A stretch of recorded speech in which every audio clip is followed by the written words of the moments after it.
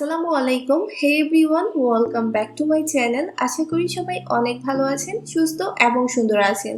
ফিরে এলাম নতুন আরেকটি রেসিপির সাথে। আজকের পর্বে তৈরি করে দেখাবো সকালের নাস্তায় ঝরঝরে ভুনা খিচুড়ি। এটা তৈরি করে নেওয়ার জন্য স্পেশাল কোনো ডালের প্রয়োজন হবে না। আপনারা ঘরে থাকা মাত্র 2টা কমন উপকরণ দিয়েই এই মজাদার ঝরঝরে ভুনা খিচুড়িটা তৈরি করে নিতে পারবেন। আর তৈরি করে নেওয়ার জন্য মাত্র 20 মিনিট সময় লাগবে। আর এটা ডিম ভাজি, ডিম ভুনা কিংবা মাংসের সাথে আপনারা অনায়াসে খেয়ে নিতে পারবেন। আর ব্যাচেলারদের জন্য এটা অনেক ভালো একটা রান্না, যেটা তৈরি করে নেওয়া অনেক সহজ। আশা করি আপনাদের উপকারে আসবে। আর রেসিপিটি ভালো লাগলে অবশ্যই ভিডিওতে একটি লাইক দিবেন। রেসিপিটি কেমন হয়েছে কমেন্ট সেকশনে কমেন্টসের মাধ্যমে জানাবেন। আর যারা অলরেডি আমার চ্যানেলটি সাবস্ক্রাইব করে নিয়েছেন তাদেরকে জানাচ্ছি অসংখ্য ধন্যবাদ। যারা এখনও আমার চ্যানেলটি সাবস্ক্রাইব করেননি প্লিজ সাবস্ক্রাইব করে নেবেন। আর ভিডিওটি ভালো লাগলে অবশ্যই আপনাদের ফ্রেন্ডস এবং ফ্যামিলির সাথে শেয়ার করবেন। ভিডিওতে আমি কিছু টিপস শেয়ার করেছি, সো ভিডিও শুরু থেকে শেষ পর্যন্ত আমার সাথেই থাকুন। চলুন তাহলে দেখে নিই রেসিপিটির পুরো প্রস্তুত প্রণালী। এইখানে আমি নিয়েছি 2 কাপ পরিমাণ পোলাওর চাল। এটা কালিজিরা পোলাওর চাল। আর এই চালটাকে আমি ভালোভাবে ধুয়ে তারপর এক্সট্রা যে পানিটা সেটাকে ঝরিয়ে নিয়েছি। আপনারা এখানে আপনাদের পছন্দের যে কোনো পোলাওর চাল অ্যাড করতে পারেন। আর এখানে নিয়েছি আমি হাফ কাপ পরিমাণ মুসুরের ডাল, যেটা আমাদের ঘরে সব সময় থাকে। ডালটাকে ভালোভাবে ধুয়ে একটু ভিজিয়ে রেখেছিলাম। ভিজিয়ে রাখার পর লক্ষ্য করেন যে এটা অনেকটা ফুলে গেছে। আর এই ডালটাকে আমি চালের সাথে খুবই ভালোভাবে মিশিয়ে নিচ্ছি। ডালটা খুব বেশি অ্যাড করতে যাবেন না, তাহলে ভুনা খিচুড়িটা একদম নরম হয়ে যাবে। এদিকে অন্য একটা প্যানের মধ্যে আমি নিয়ে নিচ্ছি প্রায় 4 টেবিল চামচ পরিমাণ সয়াবিন তেল, দিয়ে দিলাম 2 টুকরা দারচিনি, আর দিয়ে দিচ্ছি 6টা এলাচ, 2টা তেজপাতা আমি মাছ থেকে ছিঁড়ে দিয়ে দিলাম। এখন এগুলোকে আমি মিডিয়াম হিটে 1 মিনিটের মতো ভেজে নেব। 1 মিনিট পর লক্ষ্য করবেন যে মশলাগুলো থেকে একটা সুন্দর সুঘ্রাণ বের হয়েছে। ঠিক এ পর্যায়ে দিয়ে দেব হাফ কাপ পরিমাণ পেঁয়াজ কুচি, আর 3টা মরিচ আমি মাছ থেকে ফালি করে দিয়েছি। এখন মিডিয়াম হিটে এগুলোকে আমি একটু ভেজে নিব।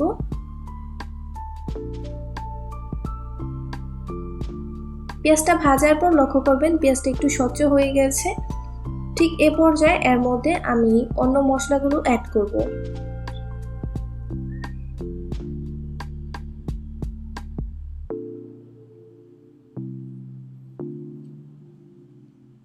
পেঁয়াজটা ভাজা হয়ে গেছে। এখন এর মধ্যে আমি দিয়ে দিব হাফ চা চামচ পরিমাণ রসুনের পেস্ট, হাফ চা চামচ পরিমাণ আদার পেস্ট। এখন এগুলোকে 1-1.5 মিনিট ভেজে নেব, যাতে বাটা যে মশলা সেগুলোর কাঁচা ফ্লেভার চলে যায়।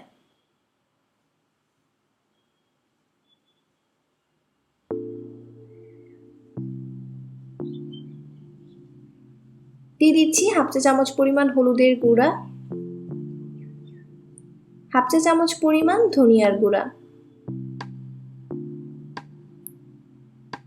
হাফ চা চামচ পরিমাণ লাল মরিচের গুঁড়া,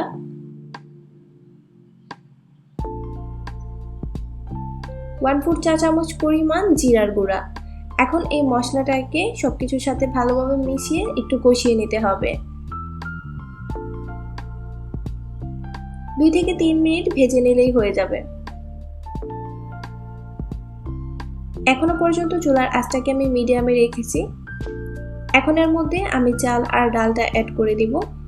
চাল আর ডালটা দিয়ে দিয়েছি। এখন এগুলোকে 5 থেকে 6 মিনিট মিডিয়াম হিটে ভেজে নেব। ভাজতে ভাজতে লক্ষ্য করবেন যে এগুলো অনেক ঝরঝরে হয়ে গেছে এবং চাল আর ডালের কালারটা অনেকটা লালচে হয়ে গেছে। অবশ্যই কিন্তু এগুলোকে ভালোভাবে ভেজে নিতে হবে, আর পুড়ে ফেলা যাবে না। এইভাবে উল্টে পাল্টে নেড়ে দিতে হবে।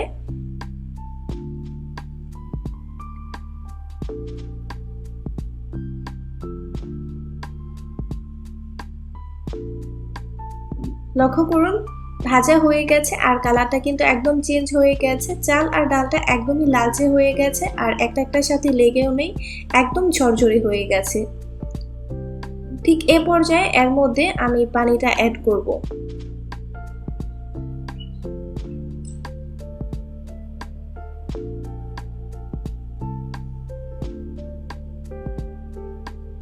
এখন এর মধ্যে আমি দিয়ে দিচ্ছি প্রায় 3 কাপ এবং হাফ কাপ পরিমাণ ফুটন্ত গরম পানি।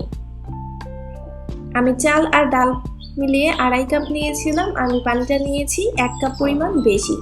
যেহেতু এগুলোকে আমি খুবই ভালোভাবে ভেজে নিয়েছি, এই পানিটাতে এটা খুবই সুন্দরভাবে সিদ্ধ হয়ে যাবে। দিয়ে দিচ্ছি স্বাদ মতো লবণ।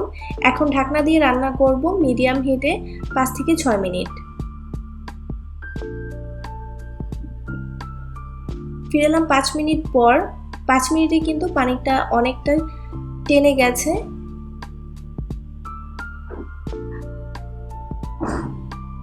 আর এগুলো পুরোপুরি সিদ্ধ হয়নি, আরো 10 মিনিট এটা রান্না করতে হবে। এখন এর মধ্যে আমি দিয়ে দিচ্ছি 6-7টা কাঁচামরিচ, এটা দিয়েছি শুধুমাত্র ফ্লেভারের জন্য। এখন ঢাকনা দিয়ে আমি একদম মিডিয়াম টু লো হিটে এগুলোকে আরো 10 মিনিট রান্না করব। এর আগে আমি এইভাবে একটু নেড়েচেড়ে মিশিয়ে দিচ্ছি। ঢাকনাটাকে দিয়ে দিলাম, 10 মিনিট রান্না করব। আর চুলার আঁচটাকে অবশ্যই এই পর্যায়ে মিডিয়াম টু লোতে রাখতে হবে। ফিরে এলাম 10 মিনিট পর। আর 10 মিনিটে এগুলো একদম পারফেক্টভাবে সিদ্ধ হয়ে গেছে। আর লক্ষ্য করুন এটা কতটা ঝরঝরে হয়েছে, তেলের পরিমাণটাও একদমই কম। আমি আপনাদের দেখিয়ে দিচ্ছি একদম কাছে থেকে, লক্ষ্য করুন এটা কতটা পারফেক্টভাবে সিদ্ধ হয়েছে। সকালের নাস্তায় আপনারা খুবই অল্প সময়ে এটা তৈরি করে নিতে পারবেন। আশা করি আমার আজকের এই নাস্তার রেসিপিটা আপনাদের ভালো লাগবে। ভালো লাগলে অবশ্যই ভিডিওতে কমেন্ট সেকশনে কমেন্টসের মাধ্যমে জানাবেন। আর বাসায় তৈরি করার পর পিকগুলো চাইলে আমার সাথে শেয়ার করতে পারেন। আমি ফেসবুকের লিঙ্কটা ডেসক্রিপশন বক্সে দিয়ে দিব। রেসিপি নিয়ে কোনো কোয়েশ্চেন থাকলে অবশ্যই আমাকে কমেন্ট সেকশনে কমেন্টস করবেন, আমি উত্তর দিতে চেষ্টা করব। আজকের মতো এখানেই বিদায় নিচ্ছি। সবাই অনেক ভালো থাকবেন, সুস্থ এবং সুন্দর থাকবেন, আর আমার জন্য দোয়া করবেন। আল্লাহ হাফিজ।